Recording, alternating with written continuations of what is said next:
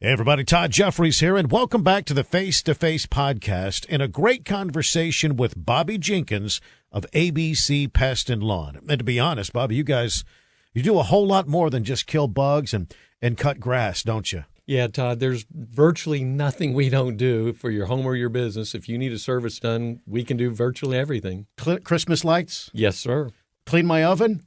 Well, maybe not. We'll fix your oven. You'll fix the oven. We have appliance repairs, another one of our services also. That is amazing. It's fun. It's neat. And, the idea is to become we're a full service where we're of real value to each homeowner and take care of everything they have and make life simpler for them. Family business originally? Absolutely it is. But you catapulted it to something different. Well, we've just grown. And I've told people, we've been here a long time. And I've been here a long time. And what I'm all about is long-term sustainable growth. And we just keep stacking and stacking and stacking and keep evolving. And we've grown with this incredible market that we're in. I mean, that's another big piece of what's been part of ABC's success is that Austin's boomed. Central Texas has continued to boom and prosper and grow. And you were just smart enough to ride that wave. That's part of it, yeah. Some of it is you're blessed to be in a great spot, and it's worked out really well for us. By the time we're taping this show, coming up on Friday, we expect a few numbers to come out in the economy. Yep.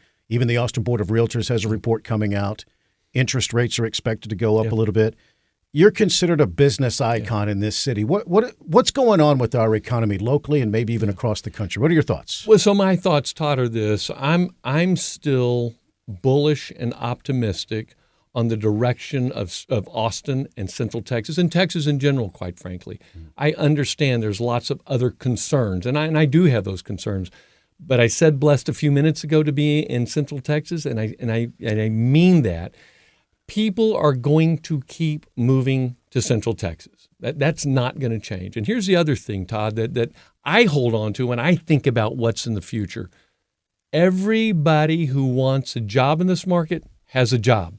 I am still having difficulty hiring people. Every business owner I talk to is having difficulty hiring people because unemployment is under or at 3%. So that stayed at that level. I've always said, in my mind, you know what? If people have a job, we're going to be okay.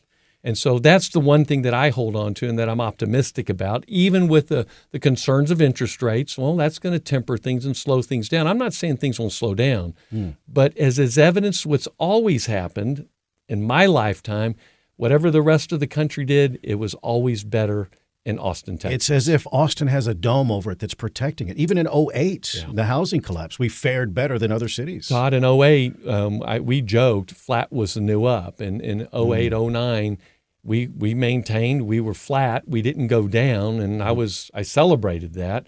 And subsequent to that, we've continued to grow. I'm still budgeting for up. I will tell you that at ABC, we are still hiring, we are still budgeting, we are still advertising. We've got the throttle down because, again, people are going to keep moving here, and when people keep moving here, they're going to need services done. What's going on in the labor market? What do you think? Yeah, so that's a real question. I went to a seminar not long ago where they talked about how the low unemployment, okay, that's a big deal. And they made the point there are more people working in this country than have ever worked before. It's a disconnect. That sounds good. It does sound good. And I'll say this, Todd, and without getting overly political, I do believe that part of the solution at some point for this gap, all these people working and yet lots of open jobs and low unemployment rate, immigration's got to be part of the solution somehow, some way, right? What does that look like? I'm not smart enough to know, but I know that this country is going to need more workers. Okay, how do we do that? Well, that's what politicians are paid to do, and hopefully they'll figure that out at some point and not continue to kick the can down the road. I can tell you as a business person, we will need more labor. We need more labor today. I would think that some businesses maybe have a bigger struggle with the labor shortage than yours, because if you don't have enough people, you just don't go fix that air conditioning system at that one home. Right. But if you own a restaurant, you got to open. Yeah, it's one of the biggest pieces, and we've all seen it now coming out of COVID. Going to that restaurant where they didn't have enough servers or enough cooks, well, they only open up half the restaurant. I will tell you what we've done for the last 3 years. While we weren't able to get labor for our lawn services, lawn mowing and landscaping, we quit selling new services. We only had enough labor to take care of the customers that we already had. So I do see that changing. I will say that we've had better success hiring people this year than we've had in the previous years, and yet it's still tough. I still have quite a few openings at ABC. We're always hiring, and it is a constant battle and a constant challenge, and yet it's better than it was the last couple of years. You're kind of a canary in the coal mine. You fix things in homes. Yep. We desperately need more homes built in this area, right? There's just not enough out there. Not enough. What's going on with our local economy? A lot of people hear, taxes are through the roof. You're taxing me out of my neighborhood, that kind of thing. Yeah, Todd, I will agree, and I get the chance to do surveys all the time.